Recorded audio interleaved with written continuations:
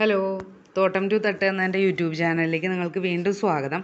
ഇന്ന് ഞാൻ നിങ്ങളെ കാണിക്കുന്നതേ ഇടിയഞ്ചക്ക ഉപയോഗിച്ചിട്ടുള്ളൊരു പ്രത്യേക വിഭവമാണ്. അപ്പോൾ ഇവിടെ തൃശ്ശൂർക്കാരൊക്കെ പറയുക കുത്തിക്കാച്ചുക എന്നാണ് പറയുക. അപ്പോൾ അങ്ങനെ ഇടിയഞ്ചക്ക കുത്തിക്കാച്ചിയതാണ് ഇന്ന് ഞാൻ ഉണ്ടാക്കുന്നത്. അപ്പോൾ നിങ്ങളാരെങ്കിലും ഇതുപോലെ ചെയ്യുന്നവരുണ്ടെങ്കിൽ താഴെ ഒന്ന് കമൻറ്റ് ചെയ്യണേ. അപ്പം ആദ്യം തന്നെ ഇടിയഞ്ചക്ക ഇതുപോലെ കൊണ്ടുവന്ന് ചെറിയ പീസുകളായിട്ട് ഞാൻ മുറിച്ച് വയ്ക്കുകയാണ് ചെയ്യണേ.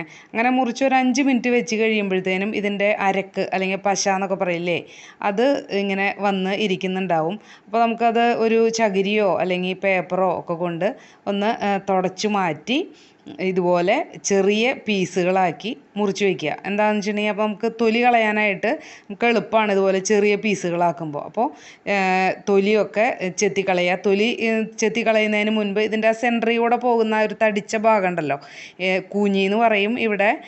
അപ്പോൾ ആ ഭാഗം ചെത്തിക്കളയണം. അതിന് ശേഷം നമ്മൾ തൊലിയും ചെത്തിയിട്ട് ചെറിയ പീസുകളാക്കുകയാണ് ചെയ്യുന്നത്. അതായത് ഒരു ഇഞ്ച് വലുപ്പത്തിലുള്ള കുഞ്ഞു കുഞ്ഞു പീസുകളാക്കിയിട്ട് നമ്മൾ വേവിച്ച് വെക്കുകയാണ് ചെയ്യണത്. ഉപ്പും ചേർത്തിട്ട് വേണേ വേവിക്കാനായിട്ട്. ആദ്യം തന്നെ ഉപ്പ് ചേർക്കണം. ഉപ്പ് ചേർത്ത് വേവിച്ച് നമ്മൾ ചതച്ച് മാറ്റി വെക്കണം. ഇവിടെ അമ്മിക്കല്ലുണ്ട്, അതുകൊണ്ട് ഞാൻ അമ്മിക്കല്ലിലാണ് ചതയ്ക്കണത്. ഇപ്പോൾ അമ്മിക്കല്ലില്ലാത്തവർക്ക് മിക്സിയുടെ ജാറിൽ ഒന്ന് ക്രഷ് ചെയ്തെടുത്താൽ മതി. ഒരു 1/2 മിനിറ്റ്, നല്ലപോലെ ആവണ്ട, ഒരു 1/2 മിനിറ്റ് ക്രഷ് ചെയ്യുമ്പോഴത്തേനും അത് നല്ലപോലെ ചതഞ്ഞ പരുവത്തിൽ കിട്ടും. അപ്പോൾ ഒന്നുകിൽ അങ്ങനെ ചെയ്യാം, അമ്മിക്കല്ലുള്ളവർക്ക് അമ്മിക്കല്ലിൽ ചതച്ച് എടുക്കാം.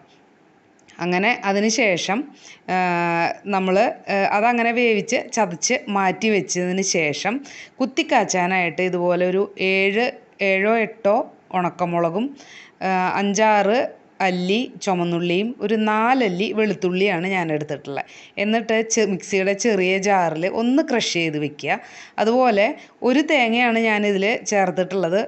അപ്പോൾ ചെറിയ ചക്കയൊക്കെ ആണെങ്കിൽ ഒരു അരമുറി തേങ്ങ ആയാലും മതി. അപ്പോൾ ഞാനിവിടെ ഒരു തേങ്ങ എടുത്തിട്ടുണ്ട്. ചിരകി വയ്ക്കുക. അതിന് ശേഷം ചോട് കെട്ടിയുള്ളൊരു ചീഞ്ചട്ടിയിൽ കുറച്ച് വെളിച്ചെണ്ണ ഒഴിച്ച് അതിൽ കടുക് ഇട്ടിട്ട് പൊട്ടിക്കുക. കടുക് പൊട്ടിക്കഴിയുമ്പോൾ നമ്മൾ ആ കുത്തി വെച്ചിട്ടുള്ള അല്ലെങ്കിൽ ക്രഷ് ചെയ്ത് വെച്ചിട്ടുള്ള ആ ഉള്ളിയും മുളകൊക്കെയുള്ള ആ മിക്സ് ഉണ്ടല്ലോ, ആ മിക്സ് ഇതുപോലെ വെളിച്ചെണ്ണയിലിട്ട് കടുക് പൊട്ടിക്കഴിയുമ്പോൾ ഇതുപോലെ ഇളക്കി നല്ല പോലെ ഒന്ന് മൊരിയിക്കുക. അപ്പോൾ ഈ മൊരിയിച്ച് കഴിയുമ്പോൾ ഒരു കളർ ചെറുതായിട്ട് മാറും. അപ്പോൾ മൊരിഞ്ഞു എന്നാണ് അതിൻ്റെ അർത്ഥം.